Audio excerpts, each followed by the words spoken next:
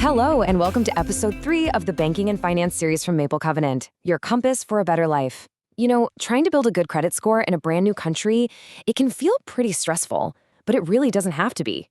In this explainer, we are going to break down exactly how to build a 700 plus credit score in your very first year in Canada, step by step. So let's get started. So if you've just landed in Canada, you might have already hit this wall. You go to apply for a phone plan, maybe an apartment, and you're told you have no credit history. And that can feel like you've done something wrong, but I want to be super clear about this. This is the normal, standard starting point for every single newcomer. So don't think of it as a mistake. Think of it as a fresh start. And, the best thing about a fresh start is that you have all the power to build an absolutely excellent score right from day one. We're going to walk through exactly how to get that 700 plus score in your first year, just with simple, consistent habits, no tricks, and absolutely no stress. And we've got a really clear path to get you there.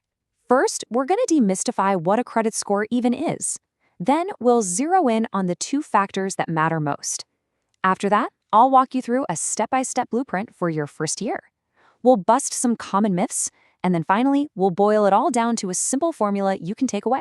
Okay, first up, let's get to the basics and really understand what a credit score is. I actually like to call it a financial trust score. Yeah, in Canada, your credit score is basically just that, a trust score. It's a number that helps lenders answer one simple question. Can you be trusted to borrow money and pay it back on time? That's it. And the 2 main companies that keep track of this score are Equifax and TransUnion. And you know what's really interesting? It's what the credit bureaus don't look at. They don't care how smart you are, how much cash you have sitting in the bank, or what your financial situation was like back in your home country. The only thing that matters is your financial behavior right here in Canada. So now that we know what it is, let's talk about what actually builds that score. This is where you really need to focus your energy. Okay, so your credit score is calculated using 5 different factors, but just look at this chart. 2 of these factors are huge. Your payment history makes up 35%, and your credit utilization is another 30%. You add those together, that's 65% of your entire score, right there. And here is the absolute key takeaway. As a newcomer, you have 100% control over those 2 biggest factors, right from day one. The other pieces, like how long you've had credit, well, that'll just grow naturally over time. So really, your success comes down to mastering just 2 simple things. All right, now for the main event, your step-by-step blueprint to getting that score above 700. We're going to break your first year down into 3 really simple phases. The first 3 months, that's all about building a rock-solid foundation. Months 4 to 6 are for what I call smart growth. And the last 6 months are all about the consistency that will push you right over that 700 mark. Okay, this foundation phase is crucial. This is where most newcomers either set themselves up for success or not. Step 1, get just 1 credit card. Look for a newcomer card or a secured card. Step 2, use it only for 1 or 2 small predictable expenses, like your phone bill or your weekly groceries. And step 3, the golden rule. Pay 100% of the balance in full and on time every single month. Now, let's talk about that second major factor, credit utilization. The rule here is so simple. Never use more than 30% of your available credit limit. So let's say your card has a $1,000 limit. That means you should never ever let your balance go above $300 at any point during the month. This shows lenders you're responsible and you're not relying on debt to get by. I cannot stress this enough. A single late payment can seriously damage your score, and it can stay on your record for years.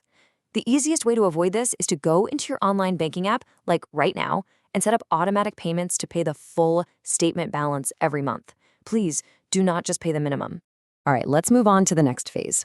After about 3 or 4 months of perfect payments, your bank might automatically offer you a credit limit increase. This is a great sign. But remember, a higher limit is not for spending more. A higher limit helps your score by lowering your utilization ratio. So if you're still only spending, say, $200, but your limit is now $2,000, your utilization drops way down and your score goes up. So in the second half of the year, your job is simple: consistency. Just keep doing what you're doing. Keep using less than 30% of your limit and paying it off in full. The real key here is to avoid the common mistakes. Do not close your first credit card. Its age is valuable. And please resist the temptation to apply for those store credit cards just to get a 10% discount. Now, let's quickly clear up some really dangerous misinformation out there that can totally set you back. You really don't want to fall for bad advice. Let's tackle these head on. First, the myth that carrying a balance and paying interest helps your score, that is completely false. Paying in full is what helps. The idea that you should use your full limit, also wrong. Less than 30% is always the goal. And finally, you don't need a wallet stuffed with credit cards. One card, used perfectly, is all you need to start. And that really brings us to a super important truth. Building excellent credit isn't exciting. It's not about finding some secret trick or hack. It's about quiet, consistent, and maybe even a little bit boring behavior, month after month. So let's wrap all this up and distill it down into a simple, memorable formula that you can actually use. And it all just boils down to this simple formula.